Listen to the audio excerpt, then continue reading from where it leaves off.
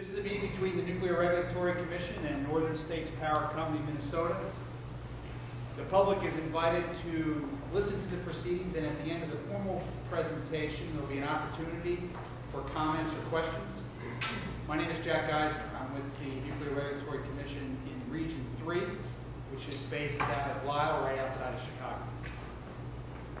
The purpose of today's meeting is to present our assessment of Prairie Island's performance. At the end of the year, we do a formal assessment on the performance of every nuclear plant in the country. We take all the inputs that they have, look at all the issues that have come up, and essentially do like a report card to assess their performance. In this meeting tonight, we'll present a high-level assessment of what the Nuclear Regulatory Commission does. We'll present specifically the licensee's performance and give them an opportunity to comment. And then after that, we'll end the formal portion of the meeting and we'll open it up for comments or observations. So that's what we hope to accomplish tonight. For the agenda, as I talked about, there's national level. I'll talk a little bit about what all the plants are doing, how we regulate and what we don't regulate. And then I'll turn it over to look at specifically Prairie Island. Ms. Carla Stoder, who is the senior resident who lives in this community and works full-time, will do the presentation for the specific licensee assessment. Then we'll turn it over for the licensee's comments. This is a little bit, and I always say everybody has an org chart. We have an org chart. That's me just in the center. I apologize for that sitting down there. That's pointing to me. I'm the branch chief responsible for that plant. I have two different groups. One group works in the Chicago office.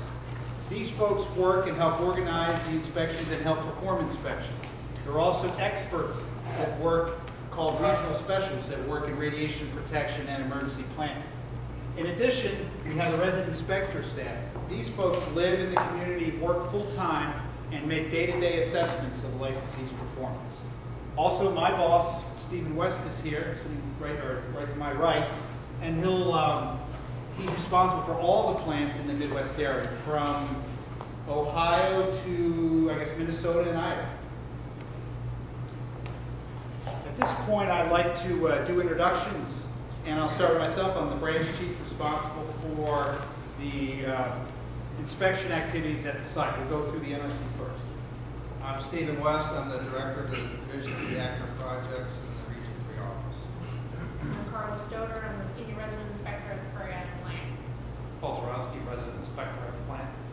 I'm Tom Wingan. I'm the licensing project manager in the NRC's Office of Nuclear Reactor Regulation. I work at the NRC headquarters in Rockville, Maryland. I'm Harold Aguirres, a regional government liaison of Region 3.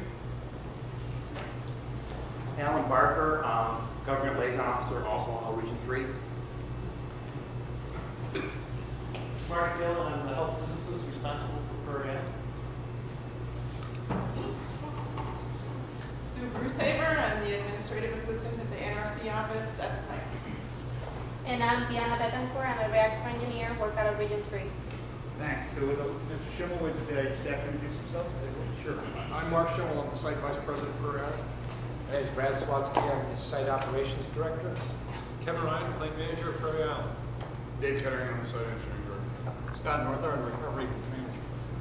Thanks. Are there any members of the public or officials that would like to be recognized at this point? John Hall, Mayor of Railway. Okay. Mike Schultz, City Council President. Thank you. Okay, let's get started. This is our mission. We are tasked to regulate the use of nuclear power and nuclear materials. A lot of words up there, but it's civilian use. It's got three big areas. Byproduct, anything related to nuclear that came from a fission or something related to nuclear decay. Source, like iron ore you would mine. You can also mine uranium. We would be responsible for that. And special nuclear material. That would be like uranium-235 or plutonium, uranium-235, which is used to fuel the nuclear reactor. And we have three major items that we're looking to do. We want to ensure the health and safety of the public, protect it and make sure it's secure, and protect the environment. So that's our mission. Here's some nuclear facts. We talk about, we have 104 reactor units and provide about 20% of the power. We're also responsible for nuclear materials used in diagnosis and treatment of medical conditions and cancers. And finally, nuclear material is used in the industry to determine flow. It's used to make sure welds are acceptable and manufacturing process for that reason. And this is a big picture of regulation. It's the reactors, of which Prairie Island has 2.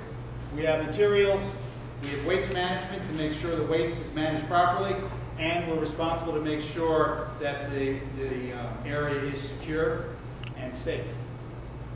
Here's some things we don't do. We're not responsible for anything that NASA is responsible for, so nuclear-powered vessels that go into space. We're not responsible for DoD type, Department of Defense issues, nuclear-powered submarines or surface ships. We don't operate the plants themselves, and we don't regulate things that are in the jurisdiction of, say, the Environmental Protection Agencies, for example, radar, which is naturally occurring. And here's how we do regulation. We have rules of regulation. We issue licenses. We have a license for Prairie Island to operate. Then any person that actually operates the controls at Prairie Island, called operators, each one of them would have to have their own license. And we have one regional specialist that ensure and actually test every single operator to make sure that they can properly perform the functions of a reactor or senior reactor operator. We also provide oversight and inspection, and we have a research department that looks at new issues, and we respond to events and emergencies that occur at any site. This is sort of a philosophy of how we do business. We operate with a defense in depth. In other words, even though we don't expect a piece of equipment to fail, we always plan as if equipment would fail, and so we build a defense in depth. We build defense in depth from the fuel all the way out to the containment and the piping and the systems that the licensee owns and operates. We also require, the plant to have a long-term maintenance program, require training for the operators, and we require them to comply with regulations. We also are responsible for the long-term spent fuel storage. One item to note is previously this slide had discussion about Yucca Mountain. A lot of folks know that the Department of Energy has requested that they withdraw the application.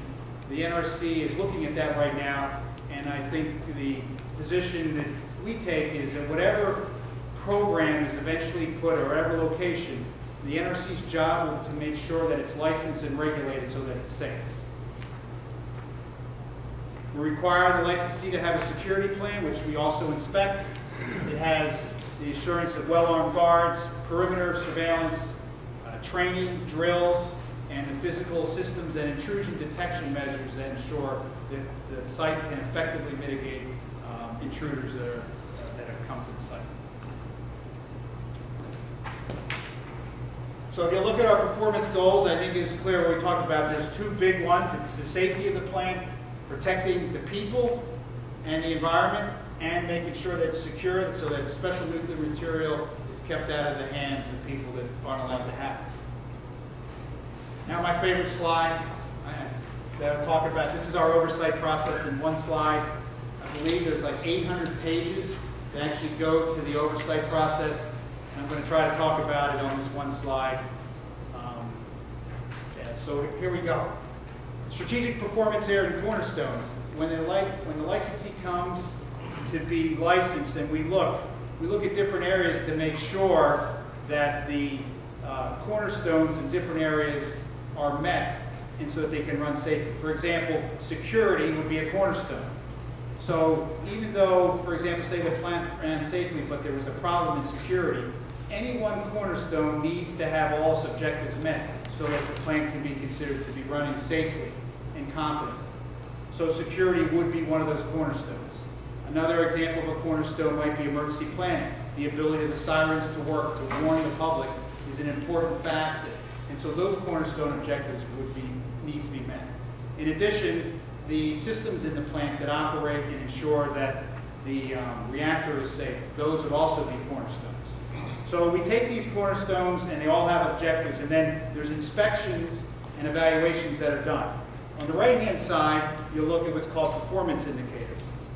These are objectives that we look at, the licensee reports, and we check, and there's sort of objective evidence of things that are occurring. For example, if 94% or more of your sirens are working, then the licensee's indicator is green, which is a good indication. If, for example, the licensee's sirens are working, but they're not 94%, they're say 92%, then there's some degradation in there, and we've assigned that a color which would be white. If you can see, we have a color scheme. As you go from green to higher colors, means more significant. And our color scheme works, for example, green, then white, then yellow, and then the highest would be red. So, for example, if only 80% of the sirens are working, that indicator would be yellow, indicating some degradation that we need to take action and a potential challenge to that. So then we have a threshold, which is the color threshold, and it goes into this action matrix, which I'll talk about a little bit later. On the left-hand side are inspections. These are inspections done by the resident inspector staff, Ms. Stoder and Paul Zarowski, the resident inspector, and one's done by regional specialists. That Marty Phelan is one of those regional specialists. So those are equal, say, 2,000 or 3,000 hours of inspections that are done. We form part of this baseline inspection. So that means that a plant, no matter how well they're doing or how poor, will always get this baseline inspection. And then there's, I'm still working on that slide. There's a significance level. Also, when we find that the site didn't comply with the regulation or requirement, that would be considered a finding or violation. And then we have a process to determine if this violation is green, in other words, minor, or all the way up to red, which is high safety significance. And so that gives you these two pieces that are talking about significance. Another item that we talk about, it's not shown on the slide, talks about cross-cutting areas. I think I'd like to explain cross-cutting areas as the cause of something. We have a process where every time an issue occurs and there's a finding or violation, we determine what the cause is. And the most likely cause can be in certain areas. And if there's so many causes that can affect the plant, we could have an issue with that. I'll give an example. I was thinking about what to do, and I think I got some ideas from our staff. Let me give an example. Say it's a good time of season, people are running a lawnmower. We don't have federal regulations for lawnmowers, but say we did. And the lawnmower regulations were something like, you got to be able to mow the lawn, right, get all the stuff mowed, and you need to be safe, right? You want to make sure that the people around are okay, and that you cut the grass, but you don't cut things that you shouldn't cut. So, for example, and some of these have happened to me, so I'll tell you which ones would happen to me. Say, for example, you don't tell your son he needs to mow the whole lawn, and he only mows half the lawn. He decided not to. Say the finding or the violation would be he didn't mow the whole lawn. But what was the reason?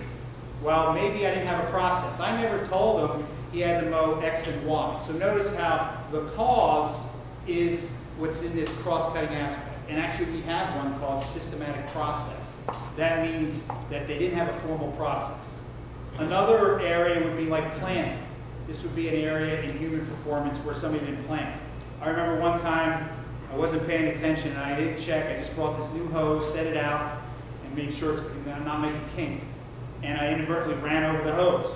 In this case, what would be the violation? Well, I ran over something I shouldn't have run over. But why? Well, I didn't plan very effectively. You should kind of walk around and make sure you're not going to run over it.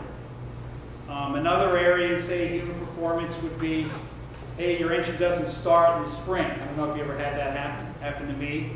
I forgot to put in that stabilizer. The procedure for the lawnmower says something like, at the end of the season, run all the gas out of it, or put in a certain stabilizer. Again, the violation would be that the machine's not working, but the cause is something related to this area in human performance. In this case, it's I didn't follow the adequate procedure. So to take it away, we don't have any regulations for lawnmowers, but at the plant, you can think of these as the same type of process. You have issues that can be binned In human performance, we talked about this adequate planning, not following procedure. Another area is called problem identification. Say I ran over this hose and I was supposed to fix it, but 2 years later, this didn't happen because I learned my lesson. 2 years later, I ran over the hose again. I didn't learn my lesson. I did not resolve the issue. That would be an area in this problem identification. And then finally, that third area is called the safety conscious work environment. And this is the ability of people and staff to raise issues. For example, if my son came to me and said, hey, you know, there's an interlock on the lawnmower. These sit-down ones, if you get up and you don't have the brake on, the lawnmower turns off. I don't know if anybody's seen that. Mine doesn't. And sometimes it doesn't work. But say my son had told me that there was a problem with this interlock, and I told him, don't worry about it, son, just mow. I wouldn't have taken action in this area. So those are the three areas. So when we come up with findings and we do the assessment, we'll put it in this assessment matrix. We also look at these cross-cutting aspects, these issues in planning or human performance. We determine whether the site has a lock in one area. If it does, we'll give them what's called a substantive cross-cutting issue. That means we have a significant concern on how they're managing part of that process. So with that, I'd like to take a little bit into how the action matrix works. First, I talked about the, I'm ready to go on now. I talked a little bit about the baseline inspections. These are inspection hours that are done between the staffs. That gives you a little bit of assessment on that left-hand side, how much inspections we're doing. On the next slide, we talk about the colors. If you look at the findings, we talked about the indicators. They were the ones on the right-hand side. If they're all green, those are low significance. If you look on the inspection findings on the left-hand side, if you have anything other than green, that would be something more than very low significance, all the way up to red, which means that's a high significant issue. The NRC has a concern with the ability to satisfy the objectives. So based on the color finding, you have these different, what we call columns, or action matrix areas. On the left-hand side is called the licensee response. That means you have all findings and indicators, everything is green. So either very low significant findings or no findings, and all your indicators stack up and they're all green. Also called column 1, licensee response. The next one is column 2, regulatory response. If you have one white finding or a couple white findings in different areas, you would be in column 2. And as it says you got regulatory response. In other words, at this point, the plant's still operating safely, but we, the NRC, have to engage more, and we need to be aggressively engaging to ensure the licensee takes action. That's also called column 2. Column 3 is the graded cornerstone. We talked about those cornerstones. If you get a couple whites in the same area or a yellow finding, remember that's higher up, you would be in this column 3. That means we have concern about satisfying all the objectives in the cornerstone. What happens? The NRC engages further. You go to column 4, that's multiple degraded cornerstones. Just like it says, you have cornerstones that are multiple ones are degraded, or you have a single red finding. And finally, and of course in that case we'd engage further. Finally, in that unacceptable performance, the NRC would issue the licensee an order to shut down. That means they're not operating safe. So if you're at that, it's a scale that starts from column 1 to 5, with number 5 being the plant can't operate, needs to be shut down. NRC will come in and watch the licensee's performance and take actions to ensure the licensee operates safely. So a little bit on the numbers. This is the national performance. There's 104 reactor units in the entire United States that are operating right now. Out of that, 79 are in what's column 1, or the lowest column. If you looked at your report card, that would be the best grade. So 79 are in. There's 24 in the regulatory response. That white arrow indicates that the 2, at the end of the year, the 2 Prairie Island plants were operating in that regulatory response. As I said, the regulatory response means, yes, the plant is operating safely. We have no issue with them protecting the health and safety of the public. But we do have concerns in some areas, and we're going to be required to do additional inspections. And then finally, there's the degraded cornerstone. At the end of the year, 1 plant was in there, and you notice no plant was in the multiple degraded cornerstone, or nobody was in being forced to shut down in column 5. This gives a little bit on the numbers. That's the total number of green indicators, and then that's the total number of white indicators. Notice on the indicators, no yellow or red, and in the findings, no yellow or red. And there were 7 white findings during calendar year 2009 for all the plants in the United States. With that, I'd like to turn over the specific assessment for Prairie Island to Carl Stoker. Thanks, Jack. The slide's a little busy, but what we're trying to depict on this slide is that in the beginning of 2009, we wanted to show where Prairie Island units 1 and 2 were in response to the NRC action matrix. The placement of both units was based upon the results of the inspections and our review of performance indicators that Jack talked about during the 12 months of 2009. Unit 1 entered 2009 in the regulatory response column of the action matrix, and that was based upon a pump's failure to run following a reactor trip back in July 2008. It's important to note that the licensee did take action to resolve this concern quickly. However, the NRC process requires that any findings stay on the books and is included in the assessment for a 12-month period. As you can see by the graph, Unit 2 initially entered 2009 in the licensee response column of the action matrix, as Unit 2 had no greater than green inspection findings or performance indicators on January 1st, 2009. During 2009, the NRC did document 2 issues that were determined to be of low to moderate safety significance or white. The first issue was a radioactive transportation shipping issue, and the issue was finalized in early 2009. This issue resulted in Prairie Island Unit 2 transitioning from the licensee response column of the action matrix to the regulatory response column of the matrix. The transportation issue also applied to Unit 1. However, Unit 1 remained in the regulatory response column of the action matrix, as each white finding is located in a different NRC cornerstone of safety. Following the identification of the shipping issue, Prairie Island management placed a hold on all radioactive shipments until the shipping program was reviewed and all needed improvements were implemented.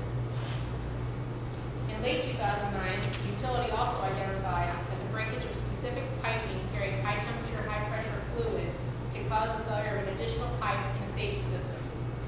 As indicated, this issue was specific to Unit 2 due to operating configurations within the plant.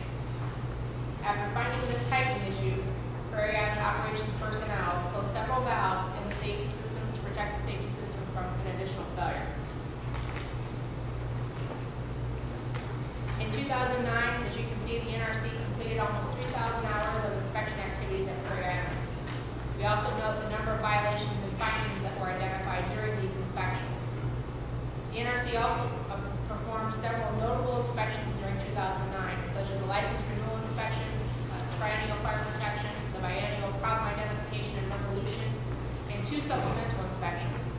And these supplemental inspections are the extra oversight that the plant receives if they have a finding that's greater than green. These supplemental inspections were focused on the pump's failure to run following the trip and the radioactive shipment issue that we discussed earlier. Each of these supplemental inspections was completed without any additional findings or violations being identified. And as a result of that, those 2 issues were removed from consideration of plant performance in the action matrix after 4 quarters had elapsed. Based upon the conclusion of the inspections that we performed in 2009, the NRC concluded that Prairie Island was operated in a manner that preserved public health and safety, and all cornerstone objectives have been met. And now I'd like to talk a little bit more about the substantive cross-cutting issue that Jack discussed earlier. As Jack said, each time a finding or an NRC violation is identified, the NRC reviews documentation, talks to plant personnel, or does observations to determine why the finding or violation happened. If this finding, or if the whys fit in predetermined categories, such as human performance, the NRC assigns a cross-cutting aspect to the finding. If a utility receives 4 or more findings, each having the same cross-cutting aspect within a 12-month period, the NRC reviews the situation to determine whether a substantive cross-cutting issue needs to be documented. During 2009, the NRC opened a substantive cross-cutting issue related to human performance at Prairie Island. Specific weaknesses or themes were found in the following areas. First was systematic process, meaning that does the utility have a process to do what they are doing, and are they following the process?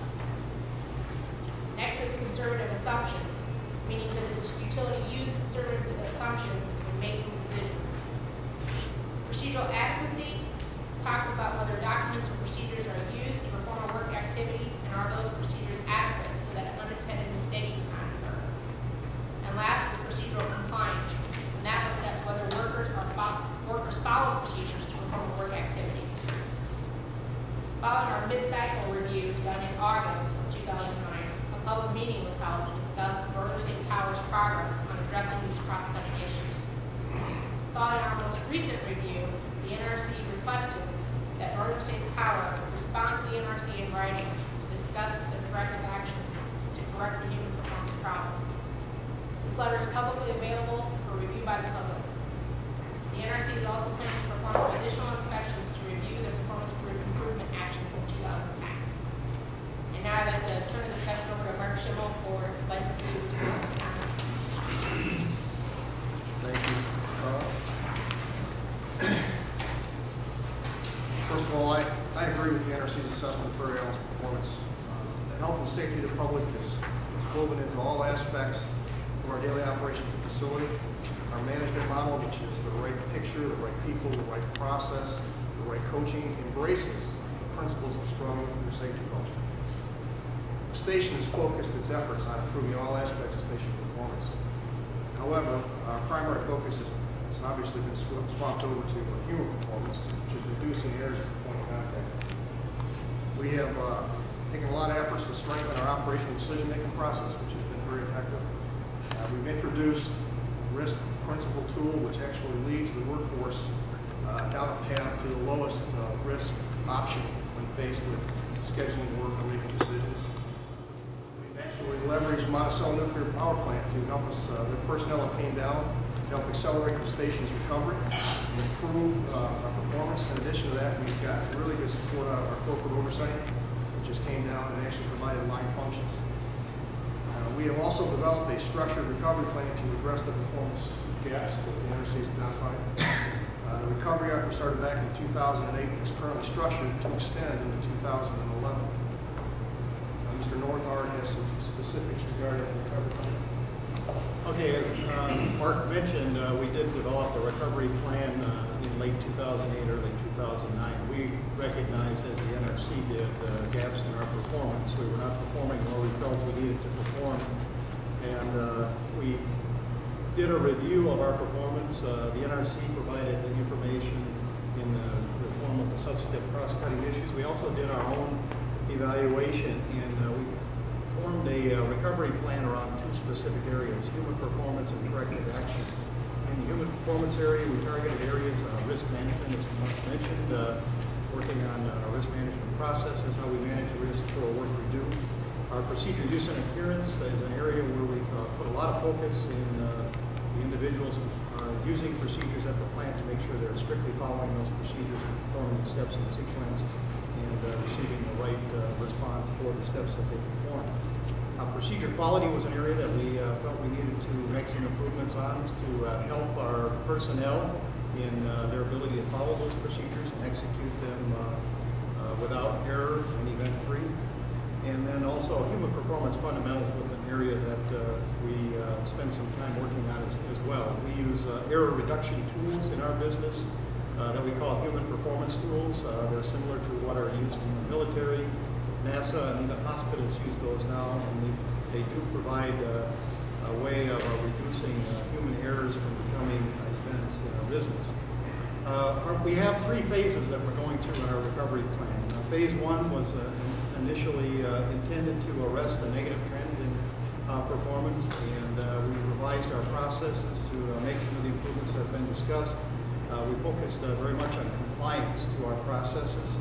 Revised a number of procedures, and as I mentioned, we identified some of the performance gaps and developed actions. Some of the results from that first phase were improvements in our outage preparation. We saw a reduction in human performance events, the number and the severity of the events.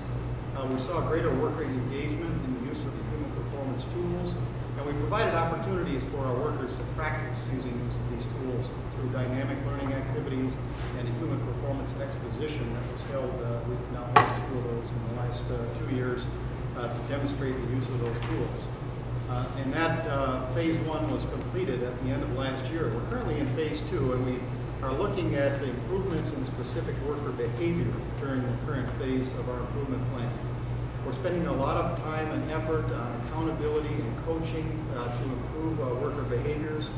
When we do have an event occur, we do what's something called an event review board or human performance review board to find out why the workers took the action they took, and then develop actions to address those behaviors that were observed during those events. We spend a lot of time also in preparation for the current refueling outage that we're in to make sure that we are performing at a high level and executing work tasks during the refueling outage without error. We spent a fair amount of time also working on an operational decision-making process which helps us use a systematic approach to making decisions about challenges that we may face with equipment or processes that we have at the plant. And that has helped us in improving our performance and working through those issues in an efficient and safe manner. We also have focused a lot on making improvements to the plant in terms of labeling equipment. When the plant was built in the early 1970s, there was some equipment that was not labeled. And so workers were left to determine exactly what the equipment name or number was, and it was a situation that put our workers in, frankly, in an error-likely situation. And so we spent a lot of time and effort over the past year labeling components and have put several thousand labels in place on components in the plant that were never labeled to begin with. So this phase that we're in, improving behaviors, is really intended to build a foundation for sustainable performance improvement going forward. One of the other things that we've been doing is recognizing our employees that identify risk in upcoming tasks. We provide positive recognition in the form of a number of different things, rewards for employees who identify risk before we start the task and help us reduce the risk of performing that task by identifying other options and other ways of performing the tasks that are low risk or no risk options. Finally, the final phase of the recovery plan will be phase 3. It's getting us to a supervisor-led organization where our supervisors will have a lot of responsibility for leading the charge out in the field. We're asking our lead technicians to step up and take more of a leadership role and a supervisory type role in executing work in the field, leading pre-job briefs and working through challenges in the field. Also encouraging our employees to do what we call peer-to-peer coaching, where if they see a worker who's doing something that they believe is inappropriate or is taking undue risk in the work they're doing, they stop the individual and provide coaching on the spot, and that's intended to provide a sustainable performance improvement over the long term. And lastly, we've developed a performance improvement worksheet that our supervisors will be using to help them coach workers to continually try to raise the level of performance of our workers in the field. So that, in essence, is a summary of the recovery plan that we're working through. We've seen some results so far. We know we're not there yet, but we're going to continue to work through this, continue to improve our performance. Thank you, Scott. As Scott stated, the results that we've achieved in some of these areas of recovery has been quite favorable.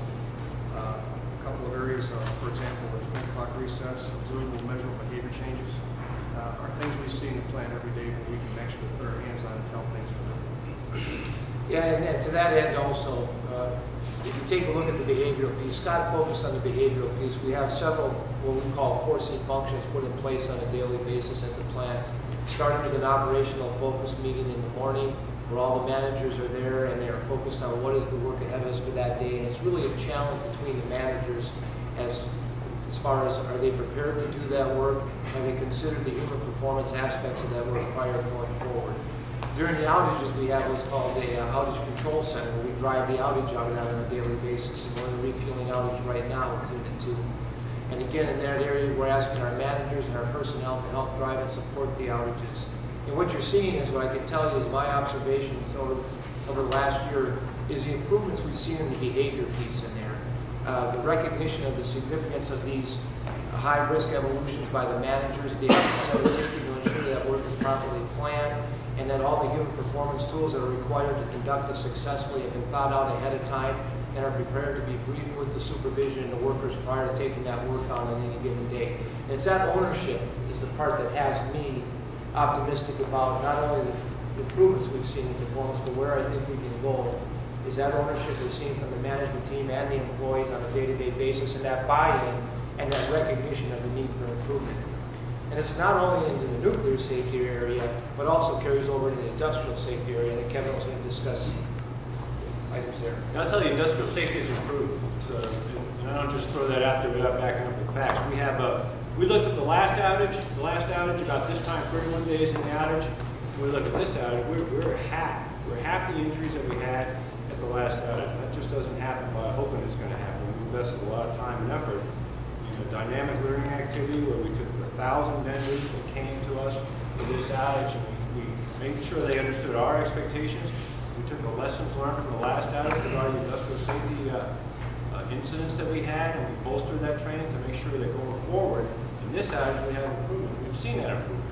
We made that improvement clear to our workers by making sure that we recognize them for recognizing each other. That's the coaching that Scott was talking about, and helping each other get through the day and understanding the situational awareness of the plant, what the traps are, and how you can become hurt. So that all comes by talking to everybody every day. We've had a lot of success with industrial safety. Thank you, Kevin. In summary, as Kevin stated, and the rest of the staff, we have made progress in performance. However, we acknowledge that Prairie Island's performance does not meet industry standards of excellence. There's a lot of room here to improve to. There are stations out there that do it considerably better than we do, but we understand what excellence is, and that's where we're headed. The station is committed to safe, reliable operation. I'm also sensitive to the impact of our performance, what it has on the community and to our neighbors. I can tell you, I can assure you that I'm personally committed, as well as the staff at this table and XL Energy, to make the necessary changes to improve station performance. A couple questions I had. What do you see as the biggest hurdle? I mean, obviously you've made improvement, but there's still areas where you're not sustaining progress. Where do you see the biggest hurdle now? Well, we got to recovery. You start kind of at the top and kind of try to permeate as you go down through the organizations. And we have, through our approach that Scott said, we're trying now to bring it down further to organizational accountability. I still think there's certain departments of the facility that have not come as far as others. I would certainly say that we've made pretty good progress. We're starting to see inroads into maintenance and some other areas where we've been able to focus our attention. We've brought in some additional help in maintenance to help them get focused and be more efficient. We'll continue our focus with this consulting firm moving to engineering. Right now, I can tell you that operations still is an area where we have to continue to focus. It obviously has a lot of high, they put their hands in the equipment, they're the ones making the decisions. So that's where another area we'll continue to focus on. Well, I just want to close on what you call it, this phase 2 you're in. How do you know you're succeeding, like in ops? How would you know you're succeeding?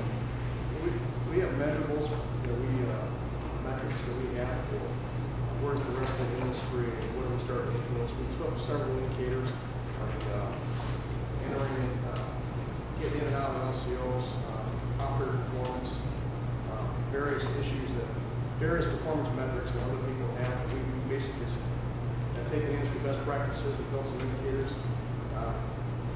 When we stop having events, the events become lower level and less frequent. That's one of our, obviously that's the real proof of the pudding is when tires hit the roads. Are we operating the plant at free at the lowest level? Our time between clock resets, in which departments cause them, we measure that on a routine basis. And we were able to actually increase the time between clock resets. However, we still have it. There's no way we put a victory on that. So we then take a look at, we got performance metrics and measures we do through our record action process. And we look for opportunities to right issue certain areas of various departments that are performing well. I still think that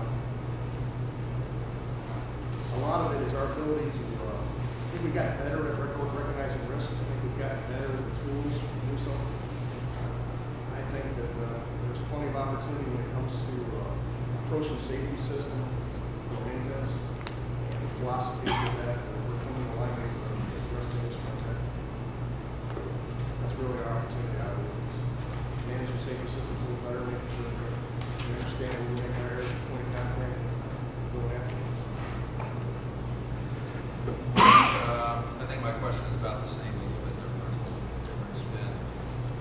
We met in December in the Red Wing Library and had a meeting just on the substandard crossing issue. At that meeting, we discussed some improvement that you achieved since the substandard crossing issue was put in place. And we also had some discussions about the difficulty that you were going to have to face to get out of the substandard crossing issue. Fortunately, at the end of site assessment, we concluded, unfortunately for you, we concluded that although we had seen improvements, they weren't to the level yet that we felt comfortable enough to release the substandard crossing issue. The question is, given the time and energy that you and others at Prairie Island have put into your program to your corrective actions, are you where you think you should be at this point, and do you see an end, or are you not where you think you should be given So this, up to now? I understand what you're asking. This recovery is a journey. It's a check and adjust as you go along. Corrective action process is one we're definitely focusing on. Until we get, I think until we get a little further down the organization, talked about earlier, making sure some of these fundamentals are a little more solid. We're going to continue to have the minor issues. Corrective action program is a focus for us. Every time we hit a wall or we had a setback in performance, we'll be back up to assess what happened to you and try to adjust it. So the program that Scott's talking about is a living document. It's if we see an area of corrective action or operator performance or some other area, we can adjust the program, recovery plan to address it. I think our momentum will continue to carry us forward. I think our pace for improvement is about where I would expect it to be based on where the performance of the plant was and where we should be. Where have you seen the biggest? What do you guys say? I'll tell you, I think we've seen a lot of improvement. And, you know, it's great for the four suits here, Steve, to tell people, hey, this is the way it's got to be. And human performance is a great thing, and you need to use it. But when you see the workers actually coaching each other and talking to each other about it, and if you walk around our site today, we put a face on where the onus is on the workers who are doing that.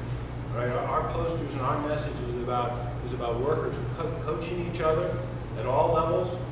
So we're seeing improvement in that aspect of it. I think that's where we're going to get the biggest bang for our buck when we get those people doing it without us watching and preaching about it. And to that end, I'd like to add on that I've got two examples that was really hit home, I thought, over the last couple of weeks relative to challenges and that made me feel good about where we were getting as far as the expectation standard in the organization.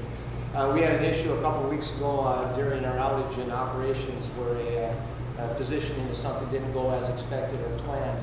And that morning at that outage, at the outage meeting in the morning with the whole site there, the first line supervisors and other personnel, our assistant ops manager was on that night, stood up and talked to the organization about his personal disappointment, his department's disappointment in this happening, and how their accountability for that and how they felt they let down the site.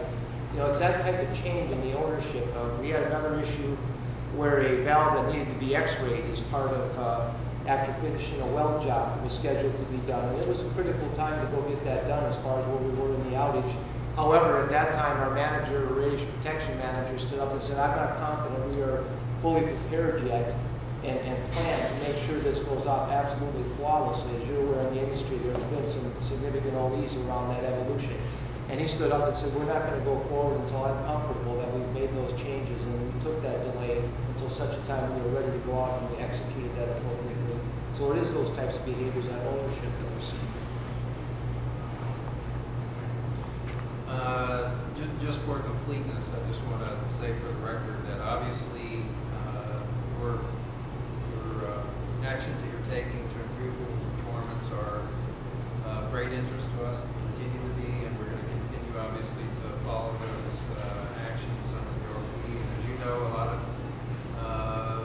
lot of interaction at the plants between yourselves and our inspectors, both Carla and Paul and visiting inspectors, that don't result in findings themselves, but they do tell us a lot about your performance. And we also take that as an inspiration for our continuing interactions, continued discussion. Do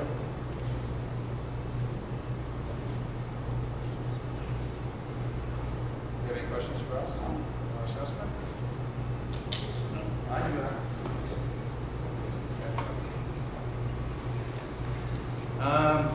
We're getting near the end of the meeting, and I wanted to take just a couple of minutes. First, I wanted to, can everybody hear me? Yeah. I just wanted to thank everyone for coming out tonight to hear about the NRC, about us, and our regulatory activities at Prairie Island, and the utilities responses to those activities. I know there's a lot, many people don't truly understand the NRC and what our role is.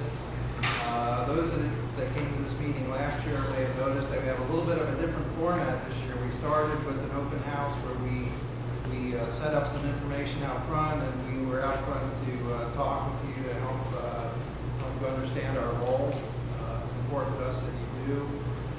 Basically, the NRC is about 4,000 people that have common interest in public service and nuclear safety. And that's really what we're all about. We're in the safety business. That's our concern and that's our issue.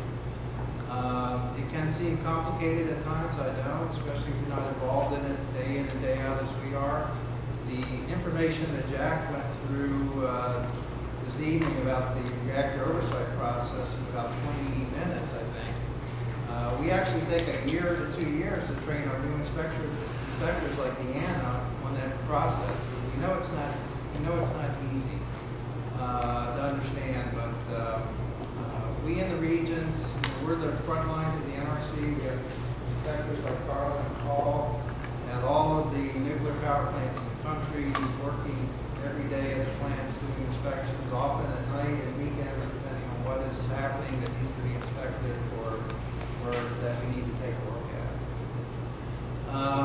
One thing I wanted to just add a little bit to what Jack was saying and emphasize it a bit is that our oversight and assessment of safety performance are really continuous and ongoing processes. We came here tonight to share with you the results of our end of cycle assessment. That's the assessment we do a roll up at the end of the year, the end of the calendar year. But our assessment is really ongoing and continuous. Every day as we learn information, we assess it, and it gets considered in our response to the utility, the inspections we're going to do, and the other actions we're going to take. And whenever we do an inspection, we have a finding. If it gets colored, that is issued in real time, then and there. We don't wait till the end of the year. So you can follow along throughout the year on our regulatory activities at Prairie Island or any other nuclear power plant you may be interested in. All of our documentation is available to the public on our website, inspection reports, if there's any enforcement documentation, the documentation that the utility submits to us. Jack mentioned the PIs, the performance indicators, the data, the safety data that we consider is all publicly available. And I encourage you, because I think you must all have some interest in the plant, to go to our website and take a look at that. Take a look at what Prairie Island is doing and how they compare to the other plants in the country. With that, I think we're going to close the official portion of the meeting, but we will stay. If people have some questions, we'll take some questions right now and see how it goes. And if you don't want to ask a question right now, when we break up and come back down to the earth there, we'll stick around for a while and answer questions.